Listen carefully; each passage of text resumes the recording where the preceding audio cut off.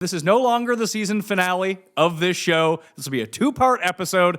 Are 2 adult parents justified in getting married? Should I still marry my now stepsister? If so, are we in the right to shut them out of our life? Even if we don't get married, am I justified with not speaking to them anyway? Sorry if this was too long, Blake. So there's a lot of layers to this onion. At Mayo Experience.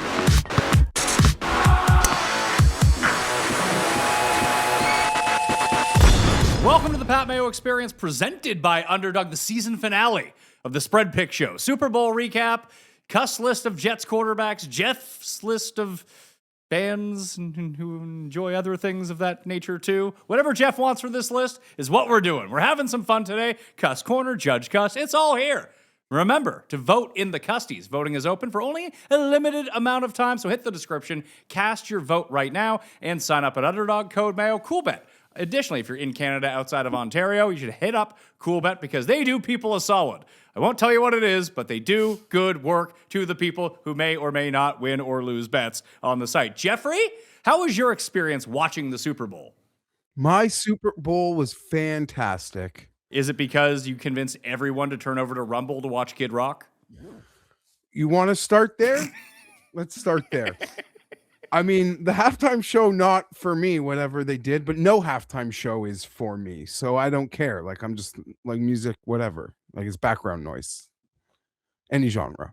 Well, we need that more. Being said, you are entitled, like, if you want to, because everything has to be political, you choose to put on an alternate halftime show.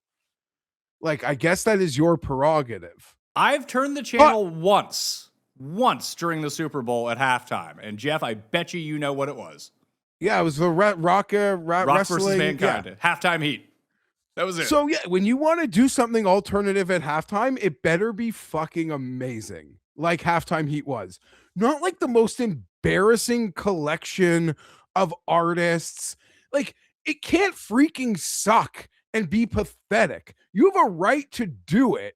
But like, oh my God, when you put on something like that, it is so goddamn embarrassing.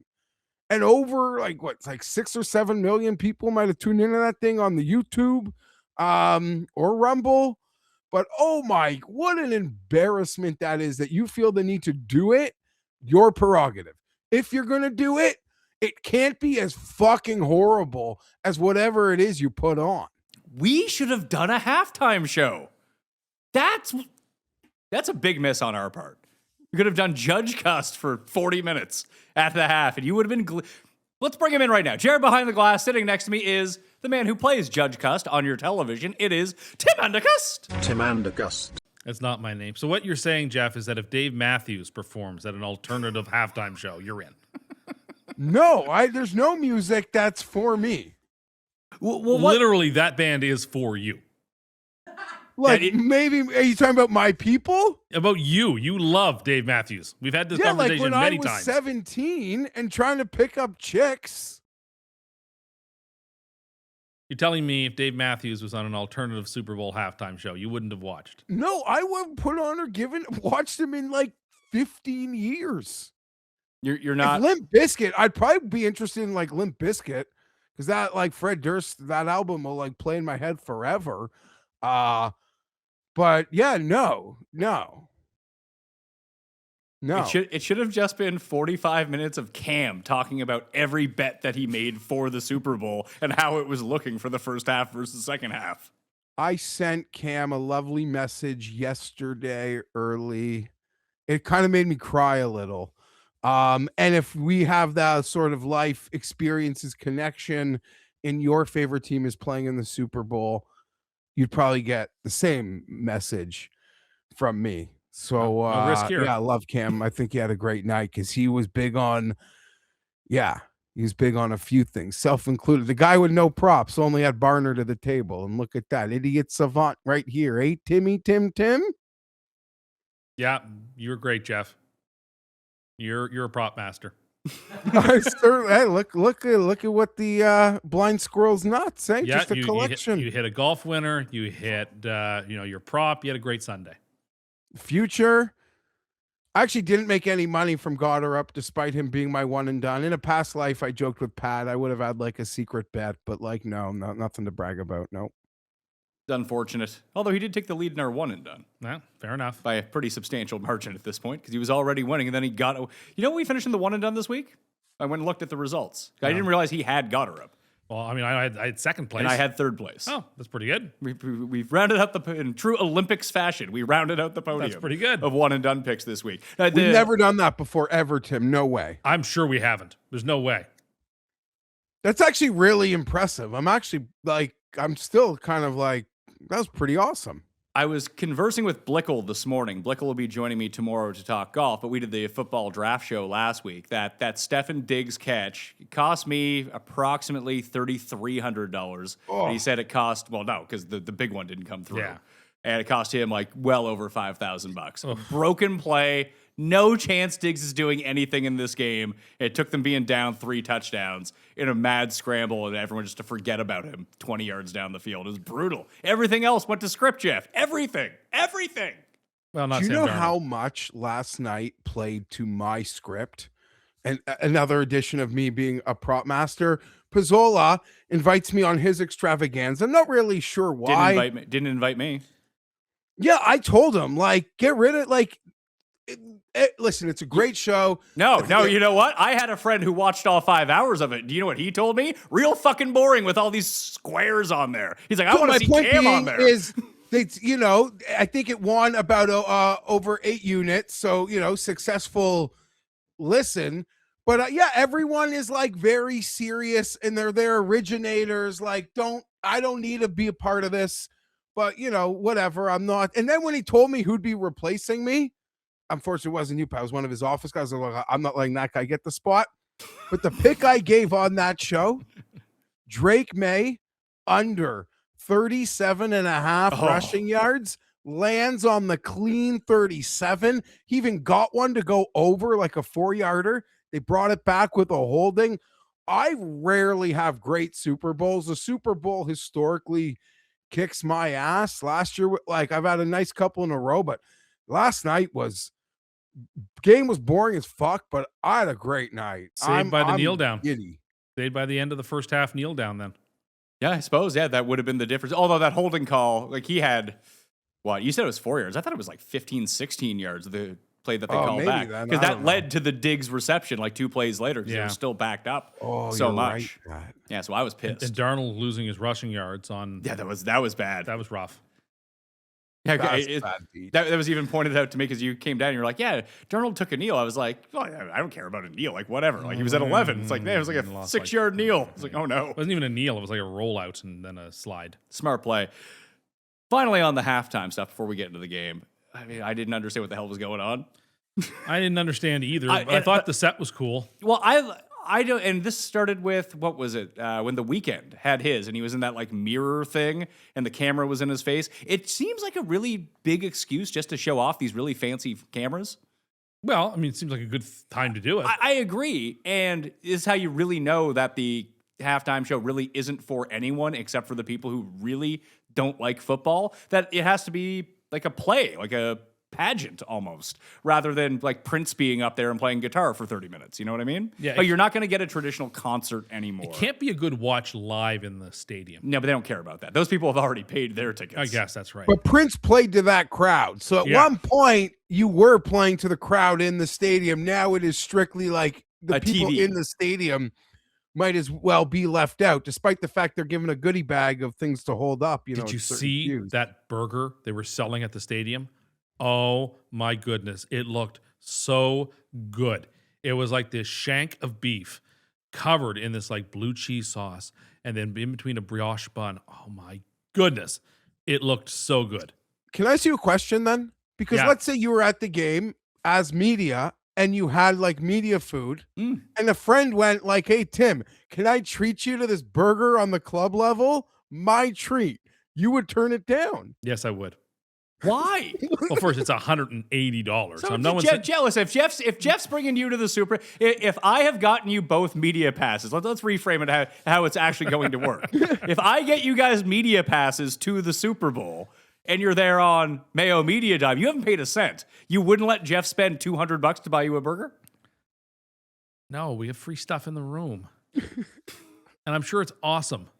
It wasn't awesome last time. It was literally like chicken Oh, tenders. it was so good. Okay, so for people who don't know, like almost a decade ago, we went to go cover the Super Bowl in Minneapolis and St. Paul. We went to the good one. And, well, Minneapolis. it was a great Super Bowl. Minus The weather. 500 weather. And that's when a decade ago they could still serve the media like kids menu food. Which And they did. so on opening night, we go to St. Paul, we go to the hockey arena for opening night, and they have the best chicken tenders you have ever eaten in your life there for the media. I was so annoyed chicken that we had to go tenders. back out to cover the second team because like I wanted to eat more chicken tenders. It was so good. That whole weekend, they had these French yogurts in the media green room that were in these glass containers that you just pulled the little tinfoil top off that were so good. And there were these donuts that were so good. And there was this pulled pork that it was so good. See, you had to know what time the meals came out in the media tent because the Super Bowl media is not like the President's Cup where it was a little more genteel and calm and people. The Super Bowl one was sort of like was like Ragnarok. It was all, everyone for themselves. And so It's easy to picture. and so yeah, the if you got there on time, you got a meal. If you didn't, and that happened to you a couple of times because you had to be like Krusty the Clown style on for 12 hours a day. You didn't know You had to be on for 20 minutes a day. I had to be on for 10 hours. Yeah, a day. I would be on for like 20 minutes and then and it's in the Mall of America food court, which is like, of course, America's greatest mall, has great food at the food court. It was Super Bowl media green room. And then this was forever ago. So now it's probably even better. I mean, that was Minneapolis. And Well, Minneapolis now is it's not like kids meal. fine Like now city, they but- actually like serve media like better food. Like real I've food? noticed stuff. you know where else And they've been having done serving media back then to now. You know where else they've been serving fantastic food? And I know this because of TikTok. I have been obsessed. My whole feed is full of Olympians at the Olympic Village live streaming their meals that they get for free at the buffet in the Olympic Village. And it is amazing. And I am so jealous. You would be very uncomfortable in the Olympic Village. I disagree. The amount of fucking that goes on throughout that entire. Do you know how many condoms they're supplied with? I do know that So you'd be comfortable with that because they're probably eating then going to fuck. not in the bathroom. dining room. They're not. You don't think so? No, they're not. Doing I it would in the set. dining I room. would set the wager, Geoff, at minus 1,000. Someone's fucking in that dining room. Tim would be uncomfortable by the level of how horny the building was. Yeah. The food looks so good. There's this focaccia that they're serving in Milan, which looks so good. Well, I bet you like once you're done your event, you like can go all out and eat like the best shit. Full stop. I would love, there should be like a competition where somebody can like win a prize to just attend as a regular person, the Olympic Village during the Olympics. And like you just get to be in the village and attend events and eat all the food that you want there and like stay in a room. Oh my goodness. Could you imagine? You talk about fantasy camp. That would be a fantasy camp. Interesting. Okay. Would that be fun? Final thing on the halftime Hey, show. hold on. A fantasy camp to eat food? Not just that, like to be in the Olympic Village, to be amongst the athletes, to Can I have just- a room there. Have you ever met athletes? Yeah. They're not like super fun to be around. Well, some They're all are. So absolute you want to blockheads. like hang out with these athletes who are like the night before their biggest competitions? Yes, absolutely. That'd be cool. Like chat with them about it and see what they're thinking with their So you're like, process. so like, do you get to go there as their sober companion to make sure they're on the straight and narrow? No, but like I chat with them at the table, and then like you can go Curse attend them. any event that you want. So I'd like So go to why various don't you events. just like volunteer to be a shuttle driver for the Olympics? I want- he would not pass the qualifications to be a I shuttle also driver. want no responsibilities whatsoever for those 17 days. So you I wanna just want to sit in the Olympic? Yes, I want to like have a room and I want to have the meals and that pass where you get all the Coke you want out of these vending machines. And I want to be able to go to the events and I want to like hang out with the athletes. So just be a coach. You gotta work your way in. I You don't gotta want to be a have foot- any No, responsibilities. you're not actually a coach, but a country puts you're just on the list. No, I don't want to do that. I just want to be there. Like there should be like a competition that you could win or something, like a prize, and you could do What? that. Everything is a competition or a membership to whatever. It'd be really cool if you could just be the average person at the Olympic Village. Yeah, but you're not You know an what average person. You're a separates crazy them person. from us. Like they earned it. We didn't. They did earn it. I agree they earned it. But like if I win a competition, in a sense, I've earned it too. Here's the thing. You think this is like where you're like you think F1 cars should fit like fat people. when like not everything is for everyone, and Yeah, we're well, not bothers like me. that's That just a bothers place me. we're That not bothers allowed. me too. I don't like it when there's stores and not every size is available for every item. Sorry, they're DEI. I don't like that. If I go to a store and there's to buy clothing, there shouldn't just be a couple of sizes. There should be all the sizes available. Tim, Well, if you you have ever your, went yeah, but to you have your Europe, own they made- stores. I don't You're want big and tall. I don't want those stores. Well, you have them. They're specifically for. So all you want is stuff for you. They create a store specifically for you, and now you don't want to use it. I don't want to use that store. Why I not? say this as a fellow like bigger person, Tim. Like you don't like if you ever went to Europe and went shopping there, you wouldn't enjoy it because the stuff doesn't fit. The sizing isn't the same as I like love it. North America sizing. So like 1X is like triple X. I had to go buy a pair of pants to getting into Hemingway's bar in Paris. I assume because it was 3,000 degrees in Paris in the middle of July that I would just wear shorts. And we showed up like, no, can't do it, sir. Yeah. So I had to go run around to find a store that would sell me pants so I could go in because my wife really wanted to go. It's great. Best shopping experience of my life. I believe it. Stuff fit for once. I'm sure it did. I wasn't But walking they around don't, looking like MC fucking Hammer. I like that. Nice and tight, Jeff. Tight how I like it. Yeah, fashion's moving away from that though now. Yeah, but that's how I like it. I don't give a fuck what fashion does. I've always dressed like I feel Pat like Mayo those dresses. jerseys last night were overly patchy. Like especially the captain's Seahawks patch. one. You had Oh, the the captain's Seahawks patch, one was the worst. and the Seahawks had their 50th anniversary patch. They looked like And they the were at the USA Daytona 500. The USA 250 patched him. I'm anticipating the whole league wearing that all of next year. No, I don't think so because July 4th is before the season starts. You So think I that was just for the Super Bowl? I don't know. I think once the July 4th celebrations are over, I don't think they'll be celebrating it nearly as hard. Personally. I disagree. Then I'll bet you they're wearing it opening day the whole league. Maybe. To me, that's more of a helmet decal than it is a jersey patch. That's the way I would have it. And I loved the Super Bowl logo this year. I loved It was really nice. I like next year's. You and I disagree about this. I actually think it's kind of cool. well. I like think the it wave. I clashed like the with my orange. jersey. Yeah, maybe you're not going. Maybe it's Bears Jags. But And that's what they're The telling Seahawks us. fans like getting to win. Like now they get that low. I if you personally like the Super Bowl logo, Yeah. and then like you win the Super Bowl, and like you pretty much that's like your IP pretty much. If you didn't like the Super Bowl logo, Jeff, would you even want the Chargers to win the Super Bowl? Of course, but I told you I am insane. Where my first comment on seeing this next year's logo was like, man, is that gonna look like that's not gonna look good on like a powder blue? It's Yeah, just well, gonna clash interesting. ugly. When we were in the World Series, what I heard from people in the merch tent was that people wanted World Series logo stuff, in particular because this year's World Series logo was so nice. That people were really excited to have stuff with that particular logo on it. I think they went back to more of like the logo, a script. the more classical look. They It did. was- yeah. Yeah, no, they did. I see. The thing about this year's logo coming up is that it's mostly orange with that blue wave. But I think that's very symbolic of like Los Angeles and like the coast, and I it's kind of neat. Well, looking. the conspiracy theorists, what like Bears, Jags, Bears, Dolphins? Yeah, Oh, Bears Dolphins. Imagine the Dolphins win next year. or like Eagles, somebody. I mean, look. According to my list, the Dolphins are in a tough spot. Look, I mean, if you look at what the Patriots did this year, like the Patriots went from a dumb coach with a rookie QB to a decent I was coach. gonna say to a decent coach. Okay, so let's recap the game. No, my point is like Tennessee could be that green team Oh, next year. Tennessee could. matches New England, who matches Washington in a lot of ways over the last couple of years. I'm not saying that Tennessee's going to do that, but like the Titans went from incompetent coach to probably competent coach. First year QB takes a step, a second year QB, and shocks the world. So when I saw that green, I was like, oh, that could be like a Titans green. I don't want to get off track, but who did the Titans bring in to run the offense again? Oh, Dable. Yeah. Dable Yeah. alongside Salah. Like I'm just saying, if Cam Ward Very is good. good, Yeah, if good stuff. if Cam Ward is good, they're in a super terrible division.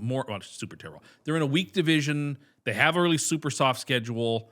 The Titans would match the Patriots and the Commanders in terms of that. So that might be the greenish, bluish team. Seahawks 29, Patriots 13. You were in your glory during this game.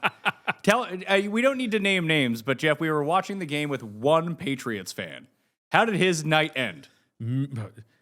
The last time you saw him, how did his night end? He was having a reversal of fortune, as they say in the business, on his stairs before he went inside the house because he was overserved. He consumed too much, and it hit him. I believe he had the spins on the drive home. Additionally, Geoff, here's a question I would like to throw out. If you were playing online blackjack all night, and you didn't tell me if I asked you if you won or lost, and you gave me a really vague answer, how much would you expect that guy to be down? A lot. And oh my God. I told you at our Super Bowl parties, there's an incident or two of some people in the corner playing like online blackjack. This was happening. It's a dark scene. Like there's like a fun chapter going over here on this part of the house. There's like a dark, Jeff, Jeff, ominous it's his team.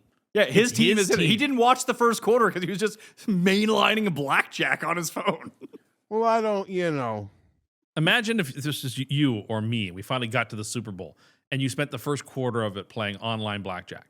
Listen, there's someone I know. I still know them from university, and someone told me who lived in the house with them that they were like playing video games during a playoff game, and didn't realize they were like even back from half.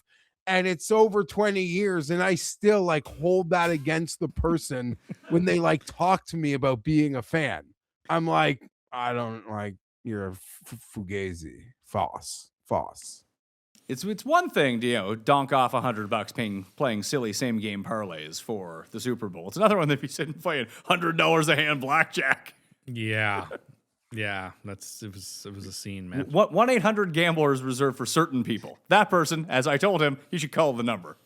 It wasn't. Instead, he doubled his bet. And then was overserved. He overserved himself at the Super Bowl party. They had the spins on the drive home. So would you like to talk more, Geoff, about the coach of the year and his fantastic job that he did, or the guy who reverted back into the guy I thought he was, Drake Bortles? It was a tough month. The O-line sucked. I know what it's like when your quarterback has no chance. Some plays, he got eaten. It's unfair to say it fought with people, but they were one of the worst teams I've ever seen like make the Super Bowl. And the result is justified. And Patriot fans feel like it's their birthright to like win a Super Bowl as an underdog with a young quarterback. Well, not this time. The sort of narrative going around Drake May right now, like, is he actually even any good? I tend to disagree with that. That's embarrassing. I think that he is very good, but like even like the Will Campbell to guard type stuff. I know there was He probably should go play guard. I mean, maybe the fact that he blew out his knee 6 weeks ago or 2 months ago, whatever it was, and he was good. Then he basically blew out his ACL, came back way too early, and has sucked ever since. Maybe he's simply hurt. There's that chance. I think we learned this weekend: if you blow out your ACL, stop playing sports until you're healthy again. Well, did she blow out her ACL because she had a total rupture of her ACL? Yeah, but did she get into the second crash because of? I thought her pole got caught. Well, she sort of got hit. But once you're over compromising other things, you're just so much more susceptible. You can't possibly be totally focused. You can't be totally focused. She wanted to do it. She went and did it. Oh no, she's fine. You're such a coward. You wouldn't have done it. No chance. I know, because you're soft. There's no chance. It's like when people were calling you. That guy was calling you soft last night. I would have been terrified to be helicoptered out of a place like that. Oh, like suspended in the air, brought up to the helicopter. I would have just floating. I probably would have passed out from terror. I think we. But you're going to jump from space, are you? And you can't be airlifted out of somewhere. Saying I could do it. It's just gravity.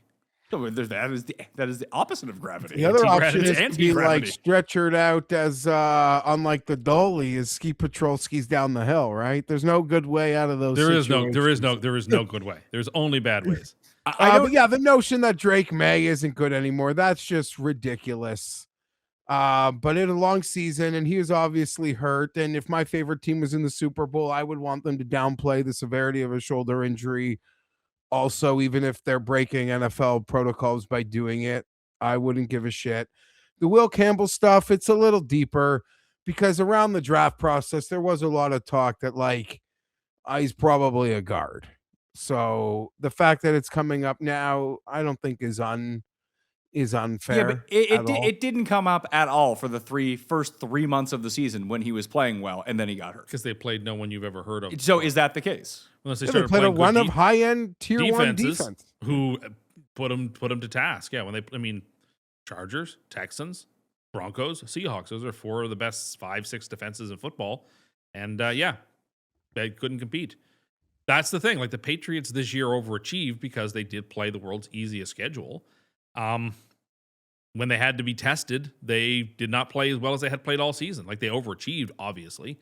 They were one of the worst teams to ever make the Super Bowl. If I'm the Denver Broncos, if I'm a Bronco fan, I'm watching that game like pissed. What the if you're hell? not a Broncos, Like, if you're a Bills fan, that's who really Sure, has and to I'm feel not sick. saying the Broncos would have had any chance against Seattle. I think but they how would've. they couldn't just No. Yeah, well, coach their way. Hold on. All the Patriots had to do in that game was pick off one of the 8 first passes that Darnold threw that he was trying to give to the Patriots. When that didn't happen, it was over. Stidham would have played just as poorly. If No, not more poorly. I think he's saying if they had Bo Nix.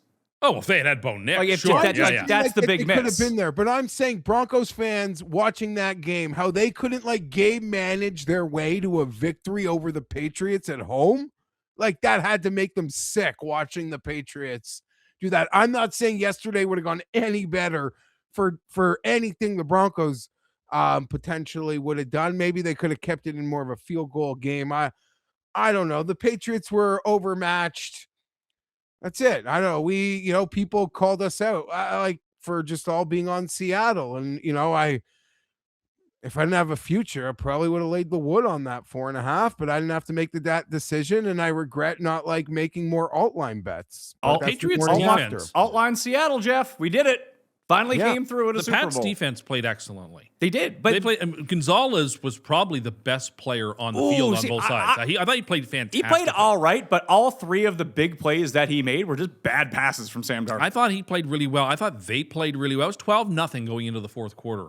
And that Seattle offense is pretty darn potent. So I was very impressed. The defense came to play. The offense was humiliating.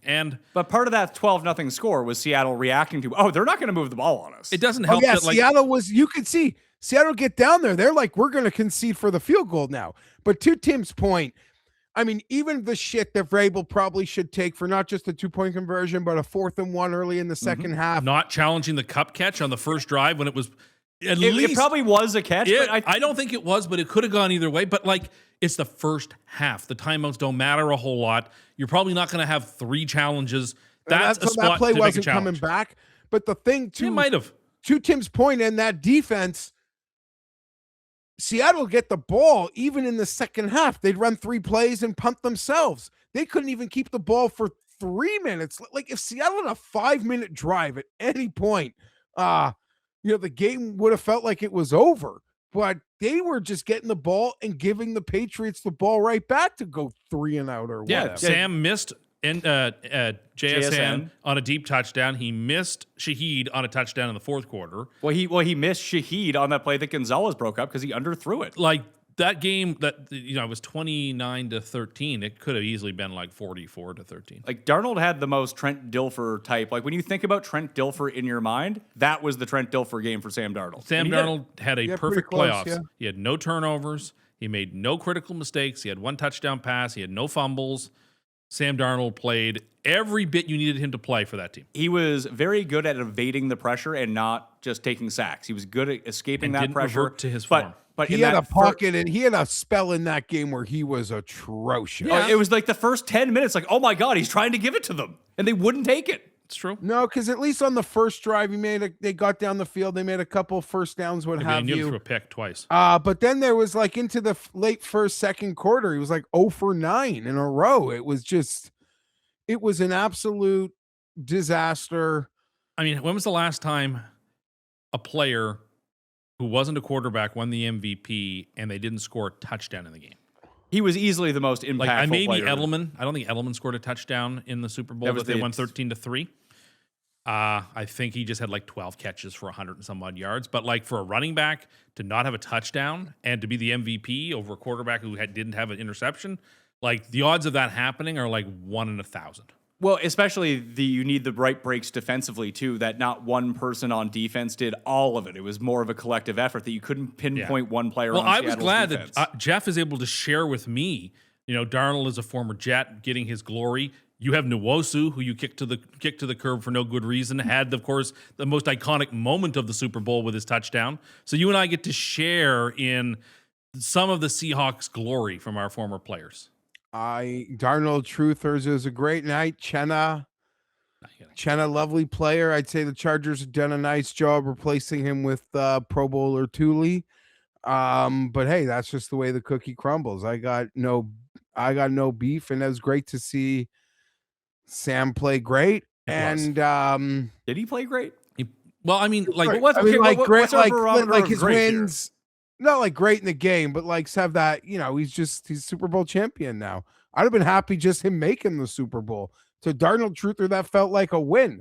So there he gets it. Fun. And does he get to he had a 3-year, like $100 million deal. You think they restructure him? I doubt it. Like that's part of the reason that you went to sign Sam Darnold is that you didn't have to like give him some sort of crazy contract, wasn't it? Yeah. I mean, obviously the thing is he's now there for the rest of his career if he wants to. I don't know about won that. The Super Bowl. They ran Russell Wilson out the door. They ran Russell Wilson out the door years but they're after not Russell have an Wilson answer, was done. Pat. Like, where are they going to draft in the next couple years to replace him? Yeah, but there's no I think that the whole conversation with Darnold revolves around: could you find a Tyler Shuck-esque type quarterback? Never. Well, what's the difference really between Darnold and Tyler Shuck? No, what you're asking. One just won the Super Bowl. Okay, so now you're projecting out like you're. I can't believe this. I can't believe you're doing this. What? Sam Darnold, you haven't learned your lesson. Okay, you haven't learned your lesson. You said just because someone wins the Super Bowl, like when you rank Jalen Hurts as a top 3 quarterback coming into this year, he's gone 28-6. I don't care what. All of a sudden, that's actually now that it's a quarterback that you like, QB wins matter. All he does is win, and he just won. All he does is win, Geoff. He just all he does won is win the Super Bowl. Geoff, would you rather have Justin Herbert or Sam Darnold? One of them wins. One of them wins all the time. Herbert. No. That's the wrong answer. One of them doesn't win. One of them does win. Sam Darnold clearly better. I mean, Sam Darnold certainly had a much better career. That's no one disputes that. He just won the Super Bowl as a starting QB. He unquestionably has had a better career. He's had a better starting career than like any quarterback that isn't named like Mahomes, Hurts, like who's starting right now, and like. So you're saying Sam Darnold better than Lamar Jackson, 2-time MVP? I'm saying he's had a better career so far. He just was a starting QB of 214. So Trent Dilfer had a better career than Dan Marino. Trent by Dilfer your logic. had one good statistic. He won the Super Bowl. That's what you're pointing to. 14-3. That team is going to be every bit as good next year. Like they're favorites good because to win of their defense. In part, that's the case. The defense is a huge part of it. But like Sam has played excellently. He played fine. Over the last He 2 was years. the perfect replacement level quarterback to be the head of this team. He's like 26. He's got at least 10 more years Geoff, as the Seattle Seahawks quarterback. When we do the 10 more years as the Seahawks quarterback. After having won that Super Bowl, yeah, his Geoff, leash is like 10 years When now. we do the QB rankings going into next year, do you think that Lawrence or Darnold will be higher at number 14? I would rather have Lawrence That than is Darnold. deranged. That is deranged behavior. I don't disagree. But the interesting thing is, Darnold's great. I love Darnold. No, but what we are proving here is there's actually literally nothing Sam Darnold can do to change your mind. He can go and go. Pat. Where do you want me to say? He's a be top 5 quarterback in football? He's not. There's literally. Do you think he's better than Drake May? Yes. No, he's not better than Drake May. I would take him over Drake May. I just watched the two of them play. That's insanity. This is why you get voted most insane for a take like that. There is nothing Sam Geoff, can do. who would you rather have? He just start a team next year. Who would you rather have? It's no different. Like, I would rather have Drake May, but it's why? Like I shit on Jared Goff because I think there's like 12 guys in the league who could have gone there with Ben Johnson and like lit the shit up. I love Sam Darnold. What Pat is saying is you could probably. I don't want to take anything away from Darnold. That's all you're doing here. I guess like from an X's and O's salary cap standpoint, you could, envision how this team could be hyper successful with any median quarterback play. He can write his own. If Sam Darnold this year was just Brock Purdy, do you think that they don't win the Super Bowl? Yeah, probably not. But Brock Purdy's probably better than Sam Darnold. Sam can now write his own ticket for the next 5 to 8 years at pretty much any price he wants, and he will get it. I don't know about There that. is no one in that Seahawks organization who wouldn't pay him. They have a anything lot he of wanted. guys. They drafted the lights out for 2 years. They way more than 2 years. There's so many people they have to pay. I'm the one in the middle here. Like, I'm not where Tim is, and I'm not where Pat is. Listen, And there's only X amount of quarterbacks that can win a Super Bowl. He is one of them. And he is at that So that level means of. you don't get rid of that quarterback. I'm not saying to get rid of him. Under I'm just not almost saying any he's not there if he's not president for life of the Seahawks. When you have a quarterback They won who because can of win their the defense. Super Bowl, They brought in a defensive coach, and they had the number one defense, and they were able to put an offensive line in front of him that was really good and kept I him think upright. it's a silly conversation. You're Like, he's going to overthinking be it. there for a bit. He's So where gonna be rank there him for next year? So he's already ahead of Drake May and Lawrence, and he's a you top said 10 Lamar quarterback. He's Jackson. definitely a top 10 quarterback right now. Didn't he say he's better than Herbert? He did say he's better than No, Herbert. I didn't say that. What I said was he's had a more successful career. So than is he Herbert. better than Herbert? He's had a more successful Is he better? career. I'm that know. different question. No, he's not. I think they both are. They're really Who's close. better? Right now, if I had to take one season, I think you'd be out of your mind not to take Darnold. Be out of your mind. So this is ridiculous. You're right. I agree with Tim. Of course. Yeah. I agree Thank with you. Tim. Yeah, I got to be honest. There's again, the guy. So would you rather have Darnold or May? I'd rather have Darnold. Come on, man. Again. Wait, all Jared, the- you'd rather have Darnold than Drake May? Maybe not Drake May, just because he's so young. But like, would I And- rather have them in and Lamar? played better this year. Maybe. I think I'd rather have them than Lamar. You'd rather have Darnold than Lamar Jackson. I think if only because he won the NFC Championship game this year, because that was his only thing. It's like he's great regular season or whatever the last 2 years, but can he win the big one? Well, he just won the fucking big one. So like, and like Lamar's has not done that. No So- offense, but Herbert, Stroud. Would you rather have Jalen Hurts or Sam? Stroud is not anywhere near this No, conversation. Stroud's nowhere Yeah. near it. No, but just Stroud's young not a part of quarterbacks. this conversation. No. Who? Jalen Hurts, Ooh. Super Bowl MVP, two-time Super Bowl appearance member. Very close. Sam Darnold. That was the first year a team has won the Super Bowl, not turn the ball over at all in the playoff run. That's good. They Pretty didn't, impressive. They didn't really have to do anything. They ran the ball well. They played great defense. Like, and they were efficient on the offense. simple thing is, when you have a quarterback who is actually capable of winning the Super Bowl and has, you just never get rid of him. I agree. Never, ever, ever. And so it doesn't matter what it costs. It doesn't matter what else you need to No, but, like, sacrifice. You don't get rid of It's him. a silly conversation because there's no, unless they're drafting a developmental QB, there's no pathway for them to have a different QB. For And a let's long not time. forget, they initially wanted, they weren't planning on getting rid of Geno. Geno came to them like demanding more money. And to Pat's point, like they have a Geno doesn't structure of deserve what it. like their quarterback is worth. And they're like, screw that, you're gone. And they leveled the fuck up. So masterclass. But if you're asking me like opening day next year, like, I don't know, Trevor Lawrence or Sam Darnold in that Seattle offense, probably Trevor Lawrence, I think. Yeah.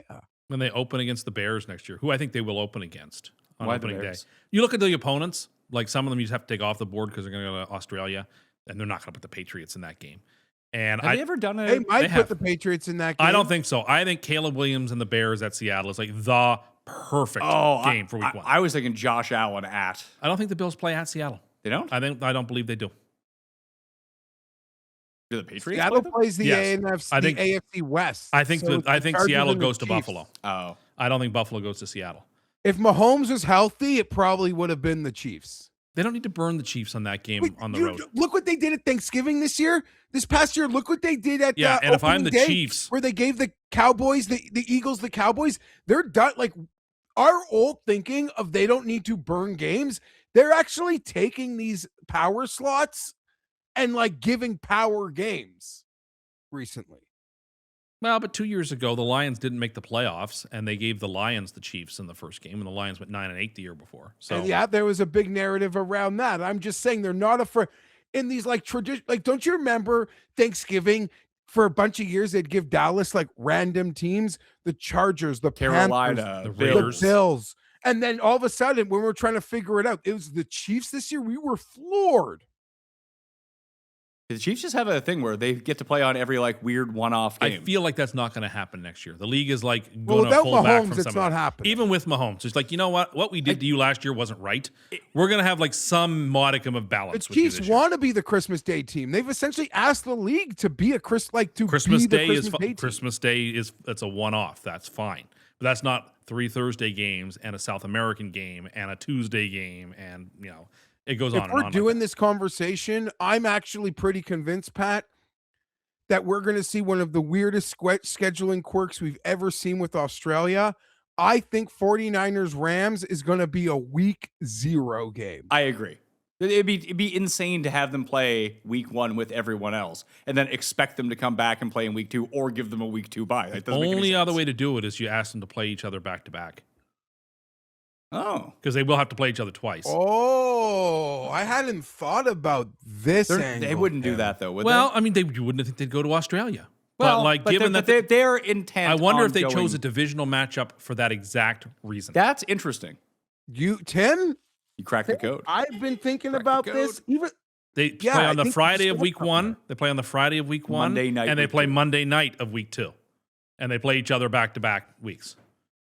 And then you don't have to have the week 0 and an extra bye. And that way the first game is actually the Super Bowl champions home game. That would be the only way around it. No. The first game of the calendar, I will die on the hill, will be Australia before the Seahawks. Well, I'm just saying, I think it could be the Friday night. It could be the second game. I think that No. even And then you give them the Monday night week 2. They're playing like the weekend. No. Okay. You cannot play the cardiac rhythms. Look how early, look how early the baseball teams go there. I get you. But like the To NFL, Asia, I but you mean, to also Asia, presume not- the NFL cares about their players or cares about their teams. Yeah, but they have shown no interest in I that. don't think that they want them to come back and be uncompetitive, which is on the table. Even if they have to play back-to-back weeks, like that could be like another week. Like if you don't get that week of rest to re-acclimatize yourself to the right time zones, to whatever. You may be right. That- You may be right. I anticipate this is a week 0 game, and then we're still going to get a Friday night South America game. I think we're getting 2 internationals bordering the Seahawks dropping their banner. You could be right. You could very well be right. I don't know what their plan is yet. It's winter and it's cold, at least where I'm at. And I'm spending way more time indoors, aka I'm sleeping more. If you're like me, it's time to upgrade your sleep and switch to Helix. You'll never go back. I took the Helix sleep quiz. It matched me to the right mattress for how I actually sleep, not how some showroom goober thinks I sleep. And since it's been all restful nights, no tossing, no back pain, and my sleep tracking actually backs that up. My deep sleep numbers off the charts, good, way better than before. We've got more than just one Helix in our house now, too. Just threw one in the upcoming baby's room so I can get back to sleep quickly the moment that the baby goes down. Helix builds mattresses for different people, not a one-size-fits-all nonsense, because that wouldn't make any sense. There's free shipping in the United States and a 120-night sleep trial with a limited lifetime warranty. Go to helixsleep.com/Mayo for 27% off, site-wide exclusive for listeners of the Pat Mayo Experience. That's helixsleep.com/Mayo. Do it now! Using a VPN is like wearing pants online. All your activity is encrypted and private, hidden from trackers, snoopers, and data brokers. That is why you need Surfshark. Surfshark can help you avoid dynamic pricing by connecting to cheaper locations to save money on everything from flight tickets to hotel bookings. You can change your virtual location to safely stream content from home or unlock regional shows and movies that might be restricted in your current country. With Surfshark, fast connection speeds are guaranteed across their extensive network of servers in 100+ countries. And the Clean Web ad blocker is an efficient feature that blocks annoying ad trackers and malware before they even load, resulting in a faster, cleaner, and safer browsing experience. Secure your privacy with Surfshark. It's completely risk-free with their 30-day money-back guarantee. Right now, go to surfshark.deal/PatMayo and use my code Pat Mayo for 4 extra months at checkout. That link and code are in the show notes and description. That will bring us to another edition of Judge Cust. Now entering the courtroom of Judge Cust. Verdict not based on law, evidence of common sense. Judge Cust. All rulings are final until he changes his mind in 5 minutes. He's got the power. Judge Cust. Case dismissed. Now get out of his sight. Judge Cust. Court is in session. Reminder to everyone, say your name, say where you're from, and send all of your inquiries and cases to Judge Cust at mayomediainc@gmail.com. Your Honor, for the last 2 years, I have been with the woman of my dreams. On Christmas Day, I finally proposed to her, and she said, yes. We decided we would celebrate with our families over New Year's. My parents are divorced, and her father has passed away. This was the first time they all met each other, and we told them we had set the date for this July.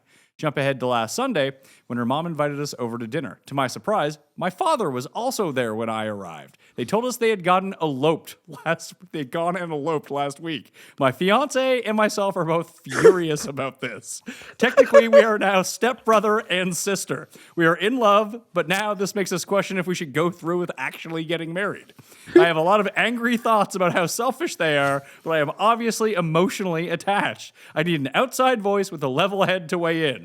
Are our two adult parents justified in getting married? Should I still marry my now stepsister? If so, are we in the right to shut them out of our life? Even if we don't get married, am I justified with not speaking to them anyway? Sorry if this was too long, Blake.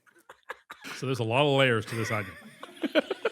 First part is, I would say you're mistaken when you say that was the first time that they met each other on Christmas Day. No, I highly disagree. They didn't just didn't meet each other for the first time and just get married. Right Yeah, away. they did. Yeah, they hit did. it They off, obviously though, did. but How would they know each unbelievable. other? Okay, so let's. All right, I'm doubtful, but let's say that happened. My position is, no one is in any position to judge the love of a relationship or the wedding itself. And if they decided of their own volition that they fell in love and wanted to get married, while this seems extremely sudden and it is extremely unusual, I personally think you should support them. They are indeed your mother and father-in-law. But they went and got eloped when they knew that you were getting married. Well, but their capacity to would have been any stranger if they got married after you got Why married. couldn't they just have been a couple without getting married, and then you don't have to marry your sister? You're not in a And They could position. have been the more mature people. Yeah. Well, why would you do this to your kids? I couldn't imagine doing this to my kids. They fell in love and they got married. I think if it makes them happy, it should make you happy, and I don't think it should in any way, shape, or form inhibit your capacity to get married to as you said, the dream woman of your life. But now people are gonna have questions. But why are you marrying your sister, man? It's kind No of one will. No one is going to ask that question because they will all know the circumstances. Don't cut them out of your lives. Cut them out of your lives. These did- people are unstable. Obviously there was a spark between them, and even if they are unstable, that's your father and mother-in-law, or your mother and father-in-law. No. That is straight up bad advice. If people are bad people, cut them out of your life. But there's no indication that before this that there was any question about like them being people that you had a problem with. It's not like this is one instance of a They string of hid this from them. Well, because they didn't want to upset. It wasn't going to come out. This is difficult. Just don't do it. It's Be a responsible adult. Be a real parent. if you fell in love. and These you people get have married, main character syndrome, is what they If have. they I understand how you feel. I'm not saying your feelings aren't valid, but I'm going to recommend for you to be the bigger person, and I'm going to say, congratulate them on their relationship. So they're, he has they're to married so now. you're gonna You be get the married, bigger person be by happy. marrying his sister. You guys were already. They're not actually sisters. These are all grown adults. It's not like you grew up with this person as your stepsister or your half sister. Sorry, it's an unusual circumstance, granted. But you know what? The course of true love never did run smooth, as Shakespeare wrote. But, So, like then it just gets out, then the kids are gonna get made fun of at Oh, yeah. school. Incest kids.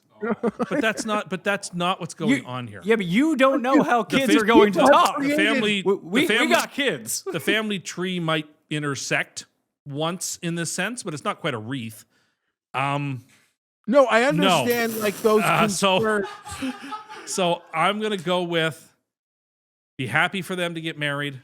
Don't let them steal your thunder. You go get married. You be happy. Be happy for them. Don't cut them out of your lives. I wouldn't invite them to the wedding. Be the bigger person. They are not coming to that wedding. and As coming from someone who did not invite a bunch of people in his family to his wedding. I 'Cause know, they can but fuck right off. but parents, unless like there's extremely exigent circumstances, I don't think this rises to it. It's unusual, But you know what? It's their first time living too. And if they fell in love and got married, I'm not going to stand in judgment of them. But I will also say that, like, your feelings are valid. If you are really upset with them and you don't want to speak to them, or have a conversation. I would recommend you have a conversation. Why couldn't they have a conversation with them? You know what? They probably should have. I thought that they were parents and adults. They probably should have, but we have to take the world as we find it. So have the conversation with them, express your feelings, express your frustrations. Those are all valid feelings, but be open to the conversation. And I think the more gracious position, the one that will result in a happier life, because you're still your parents for the rest of your life, and parent in a sense, the rest of your life, and you're likely going to have children, and you want them to have a healthy relationship with their grandchildren, wife or their and your grandparents. sister. I don't know if I'd want my kids talking to these fucking people. I think, unless there's other factors that haven't been discussed here that we would be unaware of in the case, be happy for them, be the bigger person, get married, invite them. That's my ruling. Geoff, would you? Jeez, this is I would lose my freaking mind. Like, I would blow a gasket where, like, we're probably not going to be talking for a while. So if that wedding is scheduled in a while, July is, that they would miss the window. Jared? The fact that the judge took so long to rule means that he himself finds this a particularly difficult quandary. I do. I do. I do. He's not a fan of this ruling, buddy. Sometimes the responsibility of sitting in this chair is making decisions that are not easy. And you know what? If they were easy calls, they wouldn't come to the Honorable Court of Judge Cust. They would have already been decided upon. So sometimes I have to weigh weighty matters and make difficult decisions. But I'm willing to make it. And I think for the lunge, unless there are other factors we're not aware of, and if you had a previous and otherwise quite a healthy relationship with your father, I think that you should be happy for the fact that they fell in love and you snuck around your back to get married. Well, so they but I could mean, like, not only steal your thunder, but make it awkward for you to get married their children. You see how selfish this is, right? It is, but you know what? The heart wants what it wants. No, that is absolutely not true. And I don't want, like, who knows the depth of relation. Again, I am not going to stand in judgment of anyone's marriage and the degree of love they do or don't have. It's not my position to do that. I'm saying I think you will live a happier, less resentful, more positive life for yourself, for your wife, for your potential children, if you're the type of person that you can walk all over with no consequence. I got it. I think turning the other cheek, if you feel like there's been a fault here, is the right thing to do. And I think everything will be happier in the long run, 20 years from now, if you are the bigger person. And even if you have that conversation with them, thresh it out, be honest, pour your heart out, tell the truth, hold nothing back. But in the end, as long as there's not irreconcilable differences and there's still, love for your parents and your parents love you, then I think the better solution is to go ahead and be supportive. As tough as that is, but like, my life is tough. And things are not black and white, but that's my decision, and I don't love it, but I think it is the right decision, even if it's a very difficult one. We are going to do a full episode of Judge Cust because we have so many. So keep sending yours in case they're good. There is one more, though. And this is from Eric in Chicago. I was hoping the court could rule on two related verdicts for me and my wife. My wife was heading to the grocery store while I was staying home with the kids. She asked me if I wanted her to pick up any specific snacks for myself while she was out. I said yes, I would love to have some chips to snack on later in the day. She asked what kind. I said surprise me. She knows that I like trying new flavors and really like almost any variation of chip. Fritos, Doritos, Lay's, whatever it might be. When she returned, she hands me a bag of pretzels. I asked, what is this? And she responded with the surprise bag of chips. I don't mind pretzels, but I wouldn't consider them chips. This led to an argument with my wife over me getting frustrated, saying I wanted chips, and her saying that she should have told me that I should have told her a specific chip and then not say surprise me. Can you rule, am I in the wrong getting frustrated with my wife for getting pretzels when I asked for a surprise bag of chips? And do pretzels fall under the chip umbrella? Appreciate your ruling. Eric in Chicago. So let's start with the first part. No, pretzels are a separate category, separate and apart from So chips. he's right. Frustrated, yes, but also like, don't make a mountain out of a molehill. It's annoying that you asked for chips and you got pretzels. It's still a snack food. She didn't do it with any malice. She didn't do it to upset you. She may have. She didn't. Who doesn't know that pretzels don't fall under the chip umbrella? She didn't do it to rage bait you. But she just decided to surprise you with something. She made a mistake. You're allowed to be frustrated, but be gracious. Don't turn this into anything more than it should be. You are technically right to be frustrated. She technically made the mistake, but don't dwell on it. Be the bigger person. Jeff, do you live your life and marriage as someone who is victimized at all times, and just the advice is just deal with it? Smile. No, but I will say Pick your I have battles. learned that you just have to be specific. And I've been married for over 10 years. And I'm still like, when I'm not specific, I still pay the price because I have these conversations in my head. Maybe I'm not having them out loud. I know it's an innocent thing, but it's sort of like that incident in Montreal with like me just wanting to sit in the seat for like foreplays. I think that's been communicated to the room, but apparently it just hasn't, right? I think that's an understood, but it just hasn't. Like my wife was at a great donut shop this weekend, one of those like kettle cooked, not this Tim Hortons flash frozen shit, like the sort of shit Big Cat will post, And she's like, what flavor do you want? What flavor do you want? And I'm like, just get a variety. Like it can't go wrong. Just fucking went wrong. What went wrong? What went wrong, Jeff? Just like that's what came out like it just like I'd have done so much. But No. just What went wrong? This is Tim's opportunity to hear about the donuts. I want to know what donuts were picked up and There what's it wrong is. with the donuts. Yeah, there it is. I just maybe like just a different Be specific. just What was picked different up? flavors. What? Be specific. What was picked up? It's all delicious. I'm just saying there were like a couple French crullers in there. I didn't want that. You know me, I'm like a child. Like we got to get some sprinkles in there. Just fine. But like if I was specific, I could have had everything I want. All she wants to do is please me. I could totally see me telling my wife, grab it from the chip aisle. And I think like, oh, what she sees me eating like sweet chili heat or barbecue that like Ruffles barbecue. Like she knows. Ruffles barbecue and is a then good she'll come pull. home with As is pretzels. sweet chili heat. Very good. Good But like choices. also like you don't. I think you would say this that you got to pick your battles, and maybe this is not one of Yeah, battle. of course. No, see, open communication is good for this thing. Be No, like, no, I because thought then you knew me better than open this. And what communication- the fuck is going on in your mind that you think a pretzel is a chip? See, are you a deranged person? So apparently you do think this is a hill to die on. I don't would think be. it is. I would be expressing my concern about my wife's decision-making abilities if I this is would what she feel came like up Pat, with. me trying to like get to the bottom of this, like, okay, talk me through the play call, would not work out. Like it would just, in the end, it would just backfire out. I'll eat my pretzels. I think it'd be better off just to play it off playfully. It's like, do you really think that these are chips? And like laugh about it. She would get that idea when I opened the bag of pretzels and dumped them in the garbage. Well, oh, come on. I don't. Anyhow. I would recommend against that type of behavior. But Oh, that's you me. should see. Oh, you should have seen when I picked up the wrong diapers the first time we had a kid. Apparently, I was supposed to know exactly what diapers, and very upset. So that's the thing. And sometimes when that's like my wife, unnecessary when as I've well. got to get something for her from the store, like I won't let her like I'll make her like tell me exactly what it is. I picked up the wrong kind of almond milk once. This happened. Apparently, there's multiple kinds of almond milk. This lesson happened to is, me. like, So my if you grandmother want was laid off, something- and she sent me to the grocery store to buy a few things. And one of the things was a carton of 2-liter milk. But I got the wrong brand of 2-liter milk, not the kind she likes. And the next time she was like coming out of the hospital and needed somebody to get groceries, she wouldn't let me go because she didn't trust that I could pick up the type of, even though she had written, I want Farmers 2%. She couldn't trust me anymore. Didn't know what milk I would have come back with. So I was no longer, no, I'm fine. I don't need anything. I'm okay. At least, but it's not like you didn't pick up milk.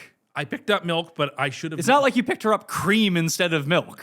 No. Or like, I'm trying to think what it was. He asked her to get the chips, and he's like, "There's no way she doesn't come home with like one of these 2-3 flavors." Or just chips in general. The thing is, pretzels aren't chips. No, they're not. You just got to be specific. I know it's weird. Ringolos would be more acceptable in this circumstance than pretzels. Ringolos are in the chip category. I would agree. But it's like if I asked for chips, I wouldn't expect you to get me Ringolos. No, but I don't think you'd be furious. I wouldn't, but I would've I just only have myself to blame if I think she's going to grab barbecue ruffles and in the end she comes back with like dill pickle when I left it to her. Yeah, but it seems like he didn't care about the flavor. He's just mad that it wasn't a chip. That it wasn't a chip. It'd be like if he came back with popcorn. It's like, it's all in the salt family of snacks. Yeah, I mean, popcorn's not chips, but again, it's not worth getting worked up about. Tim, I hit up for my Super Bowl party yesterday, a great Uber Eats, the 2-for-1 Cineplex popcorns. Oh, got four of them. I'm a big fan of the Cineplex popcorn ordered to the house. Yeah. Watching a movie at home, crushed. just Uber Eats that shit over. Oh, yeah. Yeah. Would you not agree that popcorn at the movie theater is the best popcorn you can get? And off of Uber, it'd be so expensive. Oh, No, it's 2-for-1. Still, but it's 2-for-1. But then the cost of Uber Eats. It was 2-for-1 on the mediums. I paid 50 cents extra per to turn them to large, even with like a $7 tip. And you tip based on like the not sale price. So I tipped like a good tip that didn't include the sale, like the regular price. It still came out to less than it would have cost at the movie theater. Okay. I mean that. Okay. It was like $36. Oh my goodness. What do you think the popcorn costs in For general? four I would larges from the theater? Honestly, I would just buy a bag of Smart Food. Oh, I like no. I like Smart Food. That's fine. It's not as good as popcorn No, from the but it's movie like theater. I can get 12 bags of that for that price. So I think Yeah, but that's the difference between me and you. You'll walk in with the matzo sticks in the box. Oh my and God, I'll walk the in a shit hero. they showed up with last night was unbelievably bad. I brought taquitos. And no, it was eaten by Yan had a bite and then spit it back out. Brad had some. Yes, I had some. You brought food for you and him. No, I think a couple other people had some. So I checked the box as I left, and there were more gone. The other person you showed up with had a bunch. Well, They looked awful. they were really good. You wouldn't know. You didn't try them. I didn't. I Costco refused to try Cheetos? them. No, I got them from this restaurant. We talked about the worst restaurants in the city, so he went to the worst restaurant I in the really city. like Brad and I are both big fans of a particular dish at that restaurant, And so I brought it for us. I wouldn't eat it. A friend of ours did go eat it and spat it back out. He's like, "What is this?" Tim tried one. And I don't remember what he said, honestly. so this goes to the exact same thing that I asked earlier. When your friend doesn't tell you how much he won gambling, he lost gambling. When you can't remember whether he said it was good or bad, he said it was bad. You know, I asked our whole room yesterday. Sometimes we joke, like on Super Bowl, we'd have like a way off, like a lot of big guys. But I wanted to turn that into like everyone's got to show their P&Ls.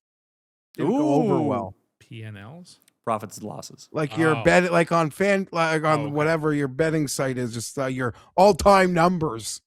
All time doing better than I've done in the past 12 months. I'll put it that way. What would the P&L have been for our friend yesterday? A lot of L? Not a lot of P? If it hit 5 figures, I wouldn't be stunned. Oh, dear. But it might not be. It could be $200. I hope so. But I just knowing how I don't play online blackjack at $100 a hand, it'd be hard not to lose a lot if you lost. Put it that way. Particularly when it's just the action is immediate. Yeah, you're playing 10 hands a minute Action. for like 4 hours. You lose a lot of money in 4 hours. Yeah. Or you can lose $8 going back and forth, right? At $100 a hand, I feel like that'd be tough. Oh yeah, probably not. Yeah. Fair enough. Just going back to the first one, you said what they should do. You never said who was in the wrong. I don't know that anybody is The parents are in the wrong. That's very clear. Yes. I don't think until you've had that fulsome conversation, I don't think there's any way to diagnose who's been in the wrong. And honestly, I'm not sure that matters. I think what matters is how do we act going forward? What's the appropriate action? That's not what judges do. Well, I know, but They make verdicts. And my verdict was Let yourself be walked be over. the bigger person, have the conversation, be honest about it, and unless there's more than we know what's going on behind the scenes, you'll live a happier life, not causing an issue over it. Coach of the year, Mike Vrabel. What a decision. What a decision maker he is. Didn't challenge a clear spot when they were short of the first down. He didn't challenge the cup catch. He didn't go for 2 when you have to go for it. It was like, I don't know, man. This is the guy who he reverted to form. Put it that way. I've seen him coach like this in the playoffs before. and he reverted to form. Now, is there a Talking chance? about Baltimore, Tennessee, where he That punted game? on like a 4th and 1.5 with young Derrick Henry to That give Lamar game? the game back. Or the way he coached the entire AFC Championship game against the Chiefs when they took an early lead. Basically, I mean, he got lucky 2 weeks ago, like when he just basically stopped trying to be competitive, that the Broncos weren't going to score anymore. Like It's funny because that decision makes more sense because More you feel sense. like we know that they can't do anything. It's no different than what Seattle just did in this game, where they're like, you know what, we don't need to get aggressive here because we don't have to.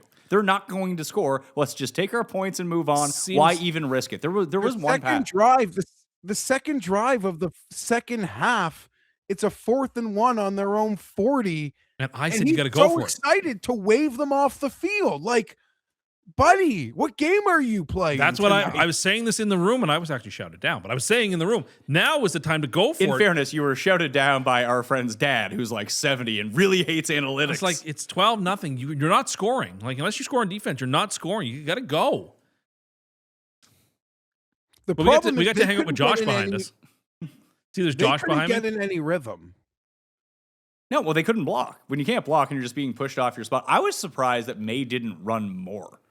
He I was, thought he that was flummoxed. He was just he totally was, flummoxed. but he couldn't throw a 10-yard slant. It was like legit one of the worst, and I say there's only a little bit of relish.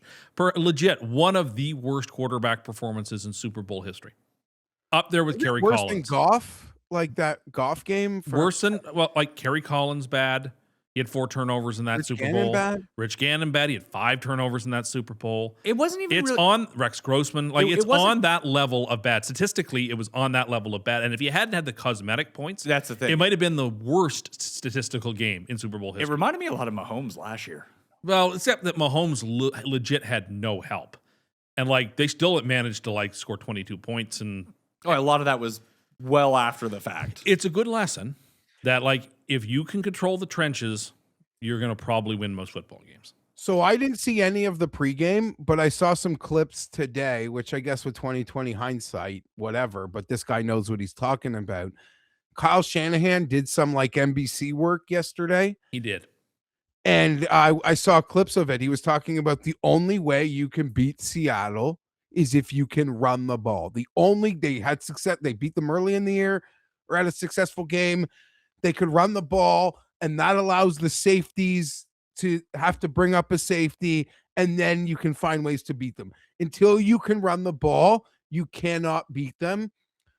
And that seemed pretty obvious again last night. So draft more offensive linemen and find ways, because it seems like we're on a defensive renaissance. That's partly on Vrabel not going over to McDaniels and saying, okay, you are going to be running the football a lot more. You're going to be running, and this is what I want from you. That's on Vrabel. The game plan is ultimately his. I mean, how do you they couldn't run the ball. You just keep pounding it. And then you set up this situation where you have this young, inexperienced rookie quarterback, you're trying to get in a rhythm, and then you're leaving them 3rd and 9 because you're 3rd and 7 because you're just running, and then they can't get any first downs, and How you did need the at least 2 first downs for McDaniel to get in his bag to call like I don't want to say the trick play, but you have to set things up, and when you're going 3 and out, you can't set anything up. Well, how did the alternative work out? Listen. When May threw I guess it would be the first interception, Duck. Oh, the duck. Yeah. I don't think that he needed to be pressing at that point. Like no, he did not need to be that. throwing And that. he got away with that awful pass to Hall, which To was Mac great. Hollins. Which was a great pass, but he threw it to quintuple coverage and just threaded the needle. It's like where? Because when we saw the ball go, it's like, is there even a Patriot? It's like, oh, there's Mac Hollins. Just pops up with it, and then he completes the pass to the post. It's like, all right, Drake's feeling it right now. It felt like he was feeling it a bit too much, but they didn't need to. Like they were still kind of in it then. We had a team prop bet. Every single person in the room, Geoff, wrote on a whiteboard their prop for the game, and the only person's prop who won was mine. Mac Hollins over receiving yards. Everybody else is lost, which some people said that's how the curse works because, of course, you would win and everyone else would lose around you. But anyway, that happened. Good for you, Tim. Thank you. Mac Hollins has been their safety blanket all year. So He was the only guy who could get any sort of separation. When you talked about some questionable reporting on injuries, Geoff, about Drake May's shoulder, How questionable do you think JSN's concussion return was? I was shocked that he came back in that game. I've never seen that before. Never seen that before. But he's gone. Like he's to the locker room. Oh, he's done for the Once day. they say that you've been looked at concussion protocol and they're bringing you back to the room, like you guys never, ever, ever come back. I was shocked that he came back. That and your boy Bobo broke his hand. And they didn't release that to the public That's wild too. until a minute before the game. He was out there a lot too. Like he had snaps. They just didn't give He him had the ball. 0 targets because he has a broken fucking Because hand. Cooper Kupp got every target known to Well, man. he also has a broken hand. What's he supposed to do? I don't know. He's Jake Bobo. He would have got it figured out. My favorite play in the game though was it Murphy, like the D tackle just pushed the offensive lineman right into May. It was early. It was one of the early sacks. It was so fucking sick. That's when you knew this night was like they're just dead. When did the discourse start in your room about Jason Myers MVP? Because I was trying to throw as much cold water on this to people as possible, but they did not want to believe me. Yeah, it was there. I mean, the thing for me is in my room the whole night, I was adamant that Jason Myers isn't even the best performing kicker on his own team in this game. Dixon. That's a harder case to make, but it would. I understand what The you're path saying. was 8. Listen, the path, like if it had to have gotten to be 18-0, but you're not kicking 5, 0 leverage, 37, Yeah. 39-yard chip shots and getting glad-handed for that. Like you're not. And then it turned into this thing how there's if Myers can't win an MVP. I saw someone from Vision, Mitch Moss, tweeted because he had Myers at 250-1. Like no kicker will ever win MVP. And I'm Untrue. like, that is horseshit. If they There's were- if they were definitely a 50-yard game field goals- script where a kicker can win MVP, but it ain't that one with 0 leverage kicks. Agreed. All those distance of kicks proved was that probably someone, if it wasn't going to be Kenneth Walker, that someone from the defense should have won. Yeah, if someone had made 2 big plays on defense, like if Nwosu had a strip sack and that touchdown, he would have won it, or Witherspoon could have won it. Like there were people who could have won it, but it was just there were too many people on the defense to spread it around. And Walker made that offense go. Without him, they were in big trouble. Just the chunk plays that he was able to reel off allowed them to complete a few passes. As Jeff Unquestionable- said, like the passing game wasn't super locked in. He was the MVP of the game. Like I don't think anybody could watch that game and dispute that he wasn't the best player on the field that day, at least on offense. There were some one of my biggest bets might have been ended up being one of my biggest risks was like really late in the night. One of, the popularized, big sports books had Kenneth Walker minus 320 to win MVP. Really? And I just crushed it. It didn't make any sense. And then I got a little nervous and bought back a little Myers at like 7. But there was no way because they didn't have the kicker, the punter, but the punter was better than the kicker.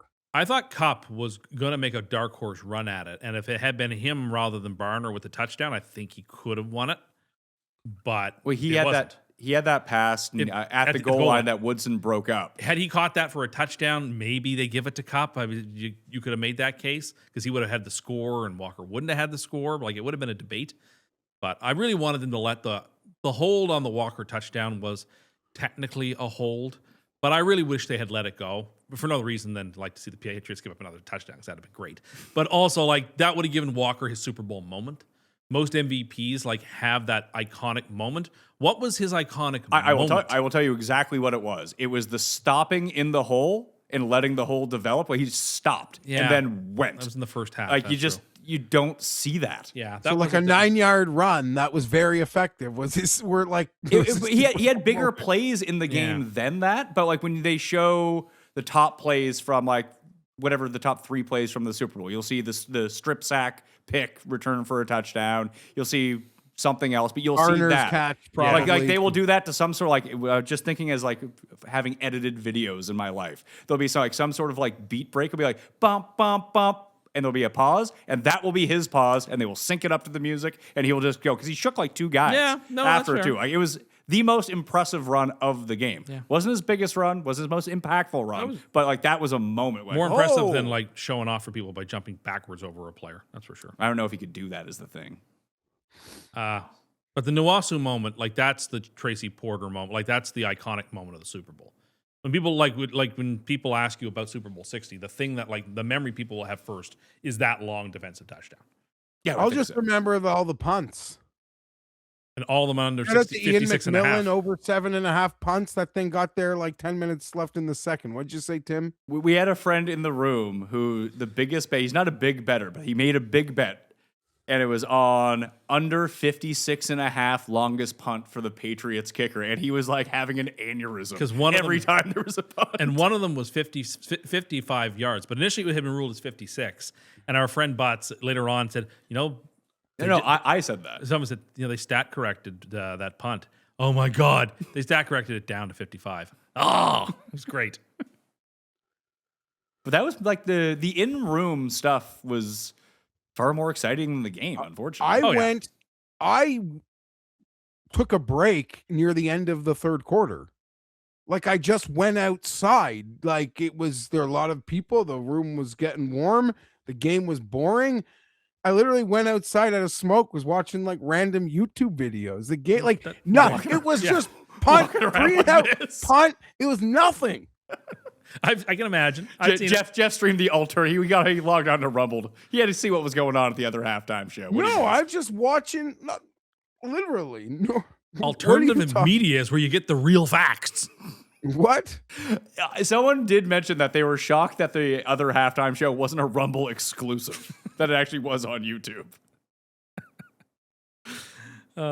It wasn't a great. Never mind. It wasn't an exciting Super Bowl, but what it was was a dominating, crowning jewel of the best team in football, asserting itself, in the pantheon of all-time great defenses, and for that, we were lucky. Yeah, and it's hard to make of like Patriot fans should be like really appreciative, and I assume they are. Oh, they're going to turn inward. So I just mean, but like they've been to so many. Like I don't know if they, I don't know how they take it. I don't know. Have you latched on to the Patriots' most losing franchise ever in the Super Bowl yet? They have a worse winning percentage in the Super Bowl than the Jets. Jets have a perfect winning percentage. Your thing? You're going to do that?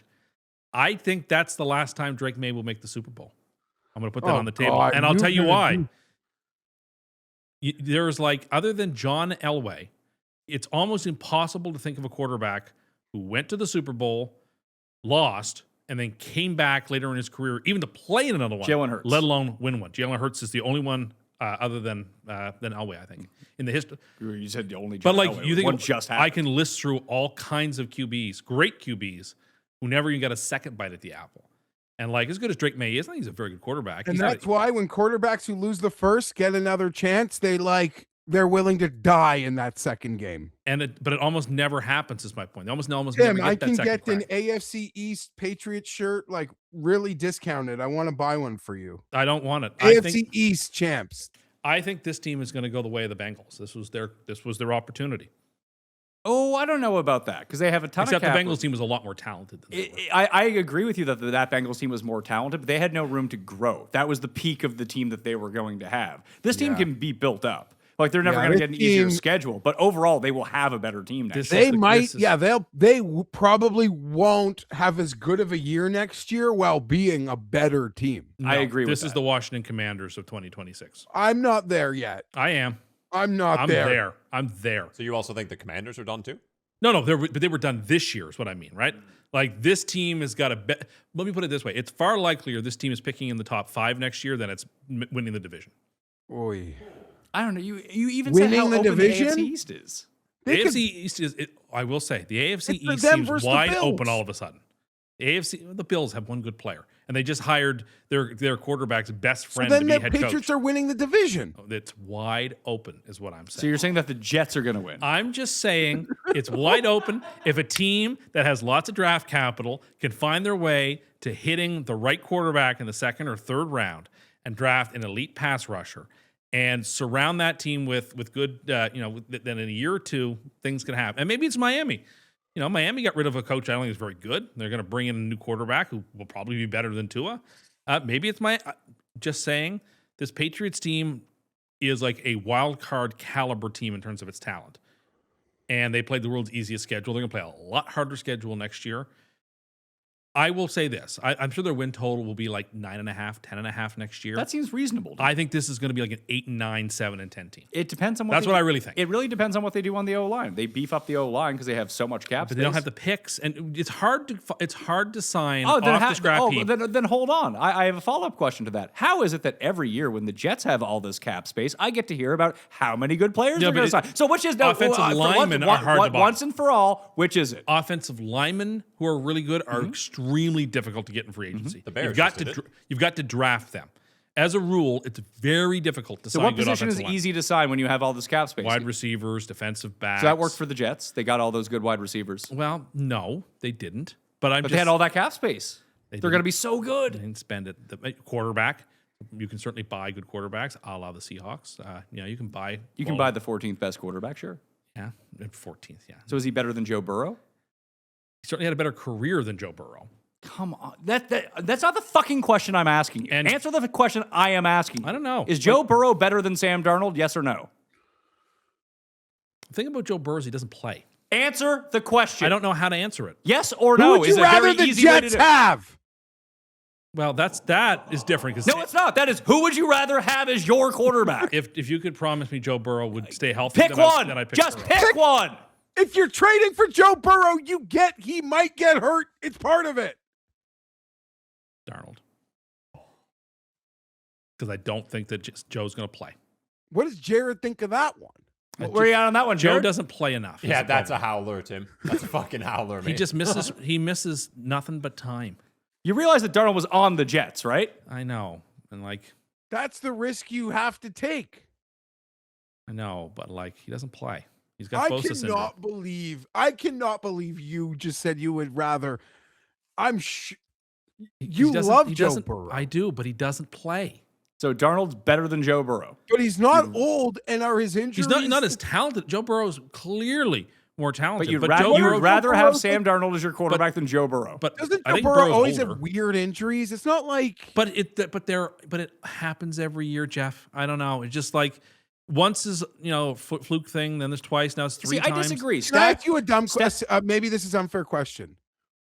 Who would you rather Who would you rather have, Justin Herbert or Joe Burrow? If he doesn't play, then this Herbert. is. I'd rather have Herbert. So you're just out on. I don't want to be, but I think Burrow has to earn back our trust by playing 15 plus games in a season. Till he does that, This I think is like when Stafford was the most injury-prone quarterback on earth, and he just played 10 straight so when years. he's no longer like that. Well, you then don't get him then. You get him when he's the injury-prone guy that you'd bet on the talent. So? That's not how this works. So Sam Darnold better than Joe Burrow. Wow. certainly more successful. To say that. You know what Burrow doesn't have? A Super Bowl ring. So is What this Sam has? Super Bowl is ring. this going to be a qualification? I need to know now so I can write this down. Is this a determining answer to anything now? It's an answer. No, because it seems to be your only answer. It's not my only answer. So Trent Dilfer better than Dan Marino? We're going to No. write that down. Better career than Dan Marino?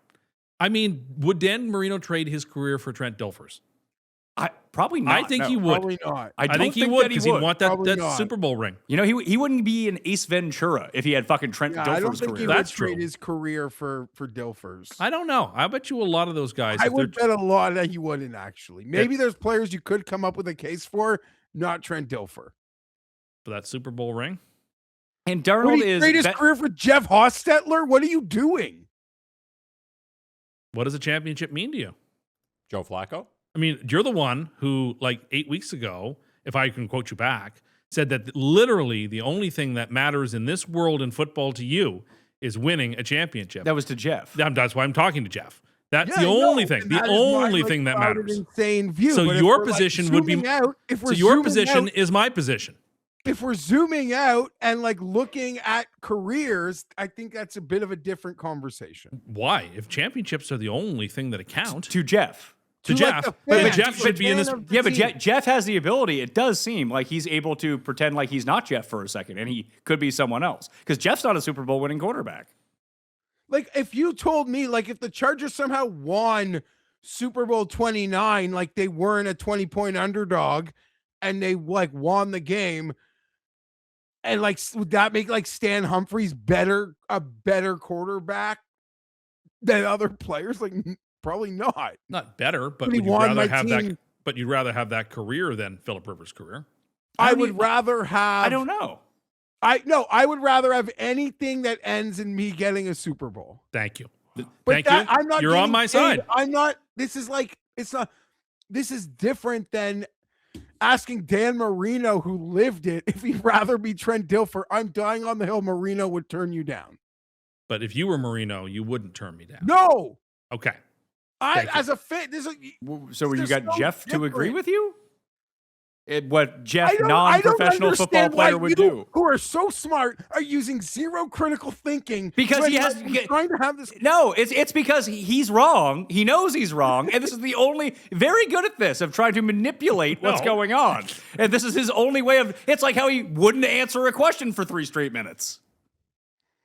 I just think championships have to be considered as really, really central to how you understand a quarterback. Not the only thing, but it is like what you're playing So for. Doug Williams is a better quarterback than Philip Not Rivers. better. No one's talking. I'm not talking about their skill set. I'm I talking continue to ask you who is better, and then you refuse to answer it, and then start talking about something else. I'm talking about what it matters. I'm talking about a successful career. You can have a successful career without winning a championship. But if you've won a championship, it's a more successful career. I disagree. So you think that Doug Williams, non-Hall of Famer, is going to have a better career than Philip Rivers, Hall of Famer? I think if I was Philip Rivers, I would far rather have had Doug Williams' career than my own because he won a Super Bowl championship Listen, and I didn't. He came back to get health insurance, so longevity's big on him. And playing all them years is helpful. Yeah, I guess. I don't know. Jim Plunkett's got 2 Super Bowls. Eli Manning's got 2. He's not going to the Hall of Fame. He probably is not anytime soon. Second year in a row, he didn't get out of the top 15 balloting. He's not going anytime soon. He's going to be like the Veterans Committee is going to have to put him in. Well, because at some point, like Ben is going to get on the ballot and Breeze, and then he's going behind those guys. Oh yeah, because Breeze got in this year. Breeze is in? Didn't Breeze get in? Yes, Breeze got in the Hall of Fame Breeze this got year. in on the weekend, right? Yeah, Like Breeze he's is going in. Summer. Ben is unquestionably in right away. Oh, at his top level, he was better. If they are keeping Belichick out for, like, Ben's not a good guy. No one's saying he is. But so that gets excused. But he's a player who won 2 Super Bowls, and like when he at his best, like he was an excellent. I'm not saying that he wasn't. I'm saying that he should be in the Hall of Fame. But if they're going to keep people out for anything to not be first ballot Hall of Fame, you don't think Ben falls in that? Yes, I do. But Ben's going to go. I don't know that they're going to treat players the same way they treat non-players. Question. Yeah. This is great. Jared's been on my side today. I have been, yeah, I have been. This is great. I've been trying to play devil's advocate for you, Tim. If you were, Hold on. Have you been playing devil's advocate for Tim? Are you just playing to Tim? Are you producing Tim? I will not, Because I will not be produced. You know the consequence of this. That when he is around all of us, he will start telling everyone, Jared agrees with me on People it. agreed- He tried to do it last night. People agreed with me last night. He tried to do it to our friend Yannick last night about how much Yannick agrees with him. And then Yannick had to yell at him and told him that wasn't the case. when I outright You just say, I agree with you, Tim, then you can say that. Well, you did earlier today. I know. You can say that. That's fine. Okay. Yeah. That's okay. Tim is the Dove Kleiman of your friends. He'll like just distort and take anything you say out of context. Oh, here's what he did. Because he kept going on about how, remember his, I don't know, like mental take that jumping is more arms than legs? Remember that take? Out of a pool. No. That wasn't the take. Out of a pool. So Tim has become professionally good at moving the goalposts on things that he says. So when we confront him with the stuff that he says, he now claims he hasn't said it at all, which makes him seem like he has fucking brain damage. But then, then he said that cross-country skiing, Geoff, is more arms than legs. You watch him going up those hills. And then no one agreed with him. And then he's like, well, the rings in the Olympics, the gymnast rings, they're more arms than legs. And then he's like, see, you all agree with me. And then he said that everyone agreed with him the rest of the night. There's another sport, too. I wish I remember what it was that I was agreed with. You also said that powerlifting is more upper body than lower body, which is fucking insane. Well, I think it's got to be. At least equal amount. It's like you've never lifted a weight before in your life. I've lifted weights. I don't think that you have, because you would know. When you're getting When you're doing the bench press, it's not your The bench press isn't a fucking Olympic sport. No. You said Olympic weightlifting. So is that now? Again, we're going to move. We're now going to move the goalpost to something you weren't fucking talking about. I'm not disagreeing with you. You're right. The lift. Yeah. How do you get it up? You think you just stand there and just lift it up like this? It's all shoulders, is it? Well, it's a lot of shoulders. No, it's not. It's all fucking legs. What's wrong with you? I think the arms play a more important They role. play a role to get that weight up. Jared, you lift weights. How do you get the weight up? At first, it's mostly legs. Yeah. By mostly legs? All legs? Yeah, I'd say 90% legs. Yeah. That's how you get it up. Grip strength are very important as well. That's what it was. Grip strength. We were talking about that Yes, guy grip- climbing up that building. We weren't talking about I this. was. When we told you how fucking stupid you were, you were like, the rings then. I like, was. yeah, of course. I said the guy climbing up that building. Sure. That was more No, upper no one body. disagreed with you on this. No, but that was the other one. But then you're like, you see, my cross-country point is correct. Yannick agrees. Then he got mad. Will you watch As mad as I'm getting right now. Because it's not fun to have your words taken out of context and make your... my words get taken out of context. Oh, more they than anybody on absolutely this show. do not. You don't remember what the fuck you say. I remember what I said. You don't. Yes, I do. You just said that Sam Darnold's better than Joe Burrow. Like Sam. No, please. that Yeah. is what you said. I'm not- I don't want to hear I'm not backtracking. You just say yes. I said that. I'm not backtracking. Then why is it? But like I do think when you that's make what you said. I do think Own it. when you make that case, you actually have to provide your explanation for it. Like No, you don't. I asked you who's better. You said Sam Darnold. but there is a like Jeff, a legit we're moving on reason. because I this is too much for me. I'm getting upset now after my words were taken out of context. Good. Okay. Question. Sorry. Yeah.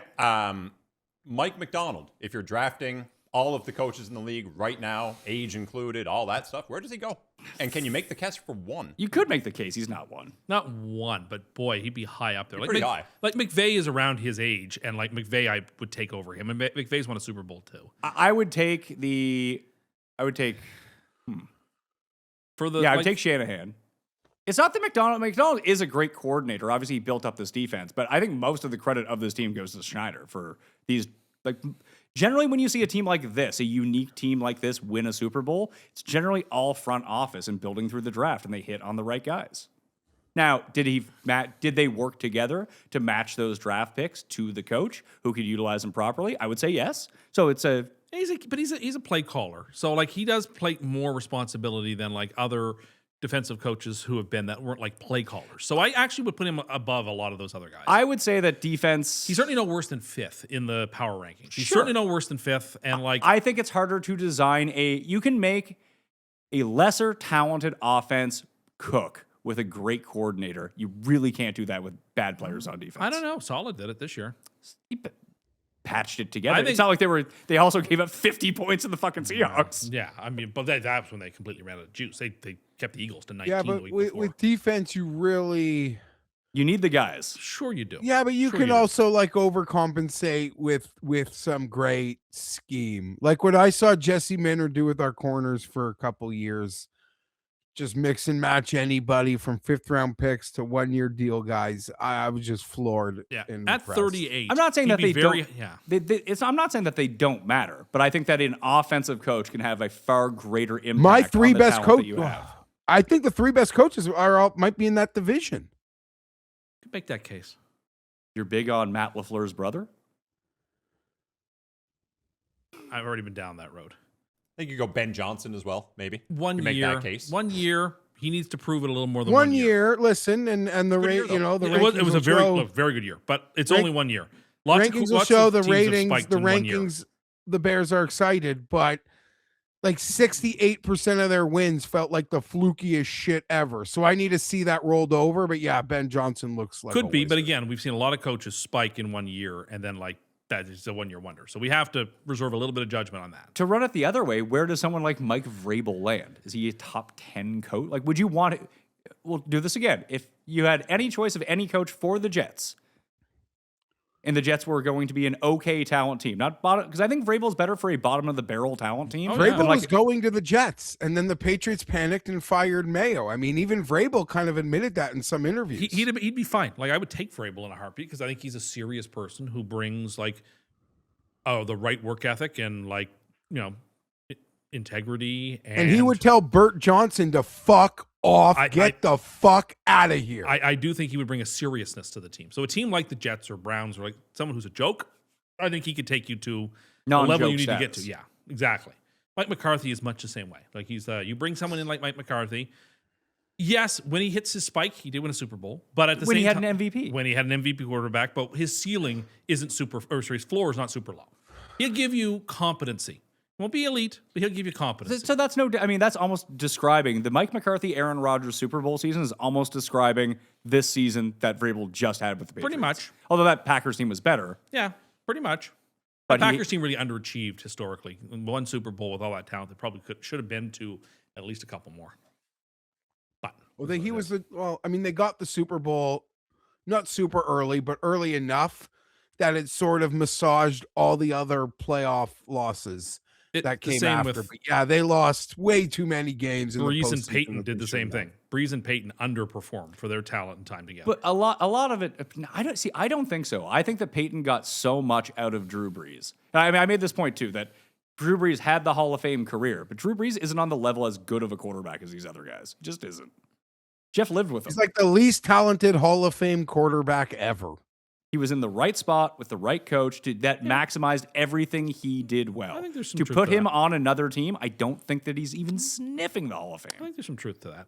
But like that Saints team did have excellent years and they floundered in the playoffs. Now, sometimes it's not their fault. Like that Rams, that year that the Rams beat them in the championship game, like that was BS. But like the Vikings beat them one year. When they were the 3 seed, the Vikings were the 6 seed, and the Saints They were all the kinds of opponents terrible. in the earthquake run. Yeah, but they were a wild card Kaepernick team that year. It's not like they were going to win the Super Bowl that year. They were a wild card team. I'm talking about years they lost home playoff games. Like they were good. The year that the Buccaneers won the Super Bowl, like that Saints team was a better football team. Won the division, hosted the Bucs on the bye in the playoffs, or not on the bye, but in the second round, and lost. Like there were many years where I think the Saints. That was Breeze's last game, right? It was Breeze's last game. There were many years when New Orleans came up short, but that one Super Bowl that they had together covers up, like Rodgers and McCarthy, covers up for a lot of failure. I'll take one. But of course you would take one. But when you think back on it, especially projecting out how these players or coaches are now, like getting Mike McCarthy, I don't really think does you any good. Like you need to luck into super talent for him to get you over the line, is what we figured out. But to circle back to my earlier point, like Rodgers got to 1 Super Bowl in his career. Drew Brees got to 1 Super Bowl in his career. And I think we would both concede that Rodgers and Brees are better quarterbacks than Drake May is. I agree. Probably better than Joe Burrow ever is going to be. And like Burrow, but so they might only get there. But there here's once. the crazy thing about your Burrow take is that Burrow's actually closer to those guys than he is to Sam Darnold. But you might only get there one time. You might. So like, and if you don't win, like that might be it for you. Yeah, I'm saying if you're making the bet, saying that May with the Patriots never goes back to the Super Bowl is probably a good bet. I don't know if I would bet against it. I think he's pretty good. But he could be, listen, he just struggled against 4 good defenses in a row. Yeah. I don't know. Like sometimes like young guys win a major, like they're never gonna win one again. It's like, okay, like great call. Like But football history is a little different. Like, you can point at football history, and it's actually quite rare for guys to win multiple Super Bowls. You can go to multiple. Well, he went there so young. He's gonna have a full run with an incredible organization. Lots of QBs get there young and never go back. Tim, you owe me a few bucks for all like the data you wasted on my phone this weekend. Nonstop text mocking Drake May not winning MVP, like just shitting on the Patriots, just giggling all night. The amount of like anti-patriot propaganda Tim sent into my phone this weekend, like unheard of. I don't like the Patriots. I don't like them. Somebody tweeted out, it wasn't me. It was brilliant. Whoever said it, I don't know who it was. That like really this last couple of weeks has put into perspective how great Tom Brady's career was. Because look what he accomplished without a Hall of Fame coach or owner.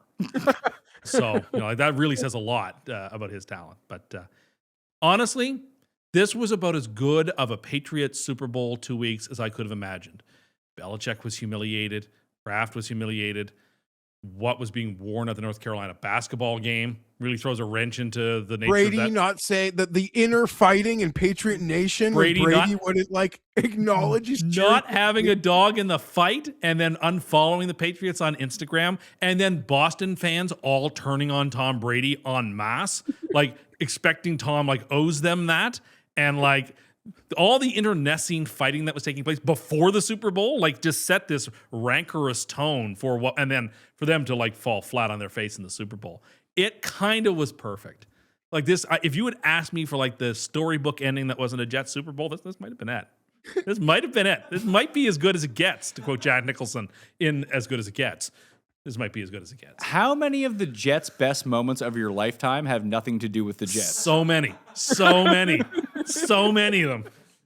I can't even begin to describe how many are non-Jets related that like made me as a Jets fan happy. But this weekend, this 2 weeks, because really goes back to last Tuesday when Belichick didn't get elected to the Hall of Fame. These last 2 weeks have been pretty glorious. And for Sam to be the one that sort of hit the coup de grace and won a Super Bowl and slayed all the ghosts, I'm really proud of him. Good work, Sam. Well, we should probably break this into 2 parts if we're actually going to do Jeff's list, which I saw you had a notepad for. I tell you, prepared. I didn't think that let's do some homework today. I even not outsourced, but just how do I put this? Ran my list by some football hardos today down at Pozzola's office. So yeah, cramming away. Those sycophants. Yes, Mr. Fienberg. Yes. What else can we get you? That's a great list, Mr. Fienberg, of course. No. There's a potpourri of football fan bases, and I like to get a couple temperatures from all, just to see if I've got this right, or because what goes on in here, I'm self-aware enough to know it's not the real world, unlike Tim. So we'll break. So this is no longer the season finale of this show. This will be a 2-part episode, and then we'll have a special Judge Cust, which we'll tape in a few weeks' time. So we're not going to get around to that one right now. So stay tuned on the Pat Mayo Experience up to the channel. Do all that fun stuff. That was the Super Bowl recap. We'll be coming back with Jeff's fan team rankings. So stay tuned. Pat Mayo Experience! Experience!